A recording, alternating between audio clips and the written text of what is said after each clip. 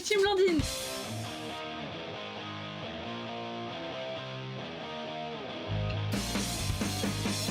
Aujourd'hui, vidéo plus sérieuse, je vais vous parler de toutes les choses que j'aurais aimé savoir avant de me lancer en audiovisuel. Si vous entendez des poètes à certains moments, je suis désolée, voilà. Bah c'est Volt. Comme certains le savent déjà ou pourraient le savoir grâce à cette vidéo, eh bien je suis en BTS audiovisuel, option montage post-production. Je ferai une autre vidéo vers septembre sur ce diplôme parce qu'il y a pas mal de choses à dire. Mais très brièvement, il y a très peu de public, genre une vingtaine d'écoles avec 4 à 8 places maximum par école par option. Sachant que c'est un BTS à plusieurs options, il y a 5 options.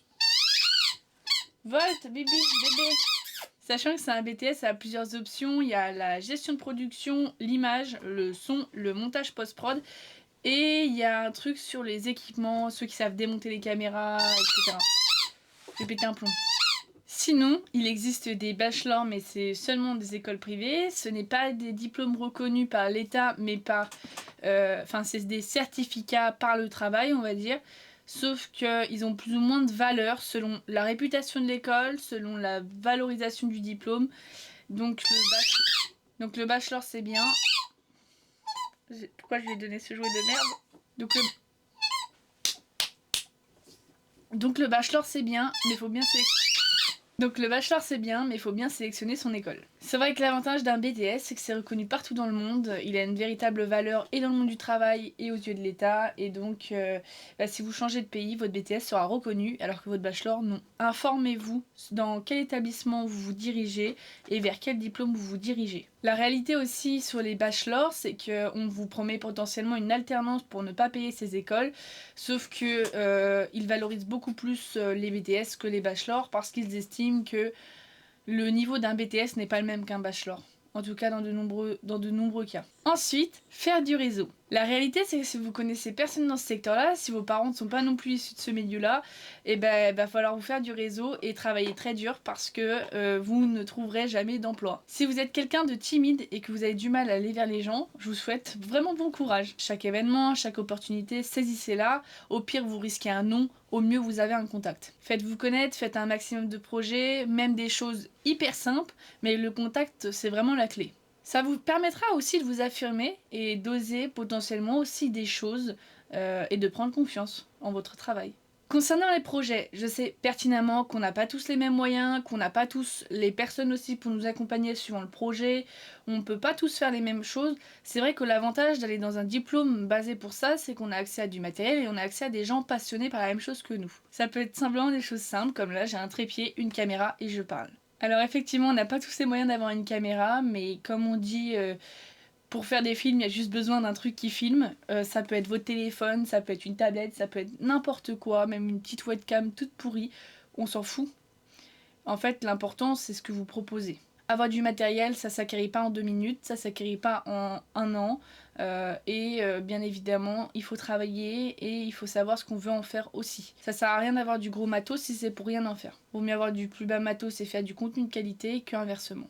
Moi je sais que j'ai commencé cette chaîne parce que déjà ça me permet d'avoir mon album souvenir à moi, de me rappeler des choses à moi. J'ai toujours aimé ça, filmer ce que je faisais, filmer mes aventures pour en fait plus tard les regarder et me dire ah ça c'était super. Et ça me permet aussi dans un autre sens de m'organiser. Il faut que je trouve les idées pour la vidéo, il faut que je les tourne, il faut qu'après je passe au montage, la post-production, je touche au mixage son, je touche un petit peu à tout. J'essaye aussi de toucher à des nouvelles choses, faire de nouvelles choses, ce qui n'est pas toujours évident. Et puis aussi ça me permet d'avoir un rythme régulier. Ça permet de savoir respecter des délais, etc. Alors oui, je sais que des fois je me loupe, oui des fois je poste pas tout le temps, mais parce que par contre il y a une règle que je me suis fixée, c'est que si je n'ai pas envie, ou si je n'ai vraiment aucune idée, je ne posterai pas pour poster. Je suis pas là dans le but de me faire connaître ou le but d'exploser un jour et de en faire mon métier.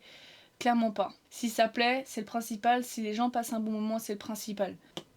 Je fais pas ça pour ça. Cette chaîne, c'est vraiment quelque chose que j'aime, c'est une passion, c'est un vrai plaisir, mais c'est à la fois aussi un moyen de travailler. Et puis c'est le moment d'exprimer ma créativité parce que c'est mon truc à moi, réellement. Cette chaîne me représente réellement, elle représente des événements de ma vie avec des gens avec qui je vis au quotidien. Après, bien évidemment, à côté de ça, j'ai des projets très sérieux qui n'ont rien à voir et que je poste d'ailleurs sur une autre chaîne que je vous invite à aller voir, mais ça permet aussi de montrer que je sais me diversifier. En parlant de se diversifier, intéressez-vous au plus de choses possibles. Personnellement, je fais de la musique, je fais du sport, j'aime la moto, j'aime sortir, j'aime visiter des choses, j'aime apprendre des choses, j'aime créer des choses, j'aime plein de choses, je suis intéressée par plein de choses. Et je trouve ça hyper important parce qu'en fait, si vous partez du principe que vous allez faire de l'audiovisuel uniquement pour faire des clips de rap, bah, vous ne ferez pas uniquement que des clips de rap. Si vous voulez que faire du cinéma, vous ferez jamais que du cinéma. C'est pas possible. C'est la réalité, c'est qu'il faut toucher à tout, il faut s'intéresser à tout pour avoir du travail, en tout cas dans un premier temps. Peut-être qu'avec le temps, vous trouverez votre place et vous ferez que ça. Au début, ce ne sera pas le cas. Il y a aussi la diversité au niveau du métier. Ne soyez pas seulement un monteur, ne soyez pas seulement un cadreur ou un sondier. C'est de plus en plus recherché, notamment en montage, que ce soit des monteurs cadreurs, des monteurs graphistes, des monteurs cadreurs graphistes ou motion designers. En fait, c'est des doubles casquettes qui sont hyper importantes. Et même notamment, le monteur, il travaille l'image et le son, donc en fait, il faut vraiment vous intéresser aux deux. Je sais qu'il y a des métiers qui vous intéresseront pas, de même que pour moi, il y en a, ça m'intéresse pas du tout. J'en ai aucune envie, je ne les apprendrai pas parce que c'est pas mon truc. Et ça, vous avez le droit. Mais il y a tellement de métiers différents, il y a tellement de choses, et c'est vachement intéressant aussi d'aller regarder ce qui se passe ailleurs. Et pour revenir vite fait justement sur les projets, vous diversifier sur les projets, ça va vous permettre de tenter des choses et donc de tenter d'autres professions qui ne sont pas la vôtre. Sinon, parlons culture, la connaissance cinématographique est extrêmement importante. C'est ultra enrichissant pour sa propre culture, mais aussi pour les choix de montage ou de création de projet, de connaître un maximum de codes de cinéma, ou de références en tout cas. Savoir analyser un style ou connaître même les grands noms du cinéma, ça montre que vous vous intéressez réellement à ce que vous faites. C'est quelque chose que j'ai plutôt négligé pendant longtemps en pensant que les compétences techniques étaient plus intéressantes, sauf que réellement, non.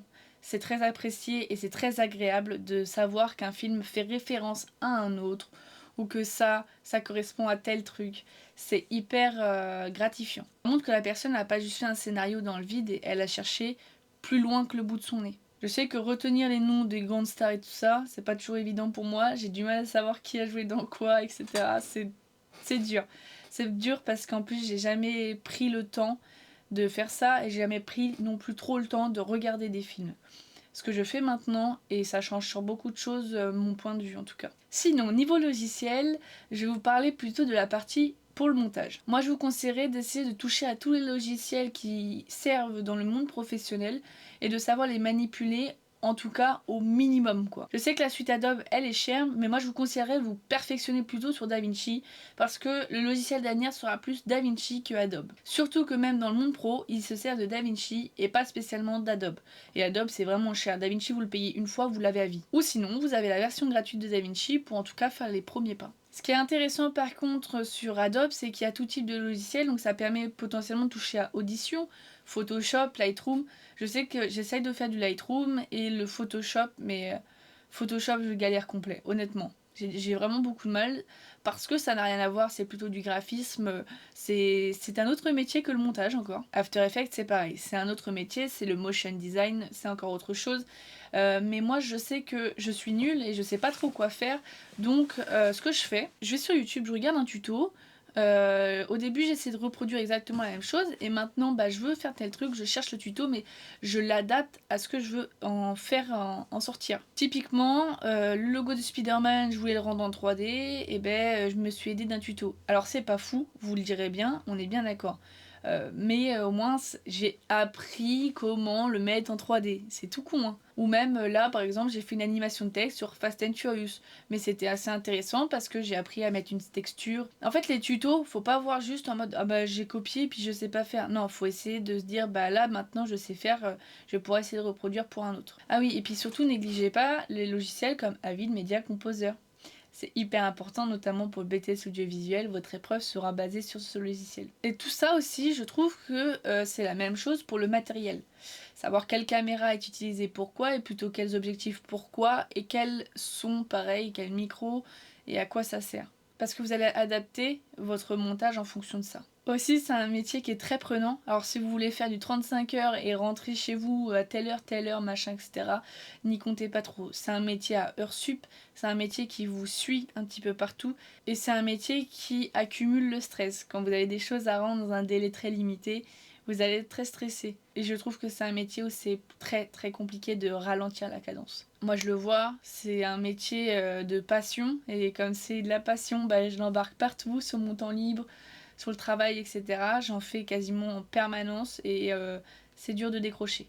Pour finir, j'ai remarqué que ce qui faisait beaucoup la différence, ça va vraiment être la capacité d'adaptation, la gestion du stress, de l'organisation et le travail d'équipe. Si vous pensez bosser tout seul, en freelance ou quoi dès le départ, vous vous plantez complet, les 3/4 du temps, ça ne fonctionnera pas, vous travaillerez en équipe.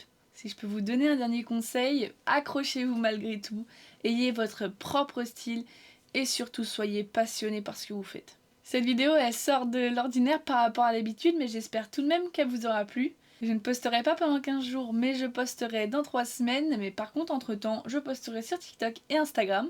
Si cette vidéo vous a plu, dites-le moi, et puis dans ce cas je vous referai un débrief en septembre une fois que le BTS sera passé. En attendant, vous pouvez liker, partager et vous abonner.